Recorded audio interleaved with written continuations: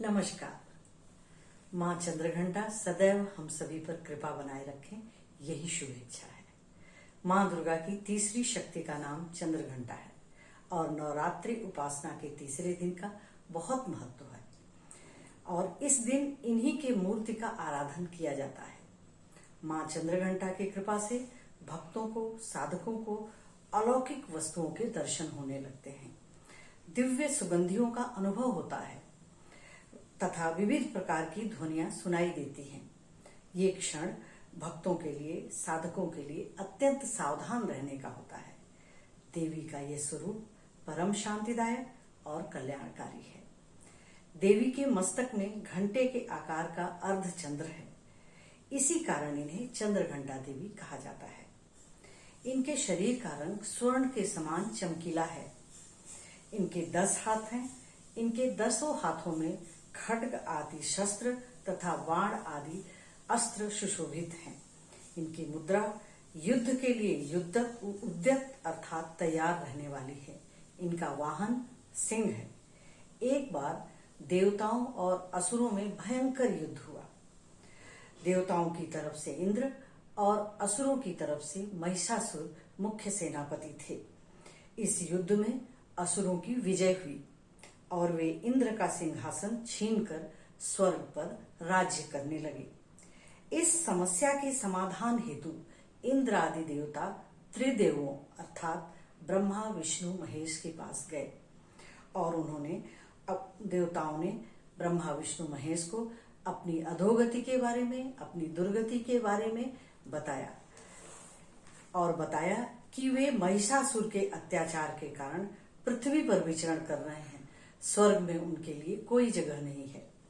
ये सुनकर त्रिदेवों के क्रोध की कोई सीमा न रही। यह अत्यधिक क्रोध के कारण उनके मुख से विशाल ऊर्जा पुंज उत्पन्न हुआ, जिसमें देवों के शरीर से निकली ऊर्जा भी सम्मिलित थी। उसी ऊर्जा से देवी का अवतरण हुआ। भगवान शिव ने देवी को त्रिशूल, विष्णु ने चक्र प्रदान किया। अन्य देवी देवताओं के द्वारा भी अनेक विशिष्ट अस्त्र शस्त्र उन्हें प्रदान किए गए। इंद्र ने अपना वज्र और ऐरावत हाथी से उतारकर एक घंटा उन्हें दिया। सूर्य ने अपना तेज और सवारी के लिए शेर दिया। अब वे पूरी तरह से असुरों से युद्ध करने के लिए अस्त्र शस्त्रों द्वारा सुसज्जित हो गई। उनका ये रूप देखकर महिषासुर को लगा कि मेरा अंत निकट है और उसने देवी पर हमला बोल दिया। उसके साथ उसके दैत्य और दानव सहयोगियों ने भी भाग लिया। इस भयंकर युद्ध में महिषासुर तो मारा ही गया, उसके अनेक दैत्य और दानवों का भी संहार हो गया। बड़ी संख्या में दैत्य और दानवों का संहार हो गया, इसलिए देवी ने देवताओं को असुरों के अत्याचार से मुक्ति दिलाई। इस कथा के पश्चात उनके महात्म्य या महत्व के विषय में चर्चा कर लेते हैं। माँ चंद्रघंटा की कृपा से भक्तों के समस्त पाप और बाधाएं नष्ट हो जाती हैं। कष्टों का निवारण माँ शीघ्र ही करती हैं।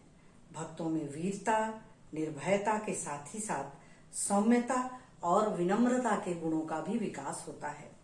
उनका ध्यान हमारे इहलोक और परलोक दोनों के लिए परम कल्याणकारी और सद्गति देने वाला है। महिषासुर वध का यही प्रसंग है जिसकी कल के वीडियो में चर्चा की गई थी और एक संकल्प का आह्वान भी था कि अपने घर की नन्ही बालिका को शिक्षा और आत्मविश्वास की शक्ति का अस्त्र शस्त्र देकर उसे सक्षम बनाएं, ताकि जब जब महिषासुर सिर उठाए तो उसे दुर्गा की याद दिला दे। कल फिर अगले वीडियो के साथ आपके सामने होंगे। माँ कूष्मांडा की चर्चा के साथ अपना साथ बनाए रखें, क्योंकि आपका साथ ही मेरी प्रेरणा है। जय माता।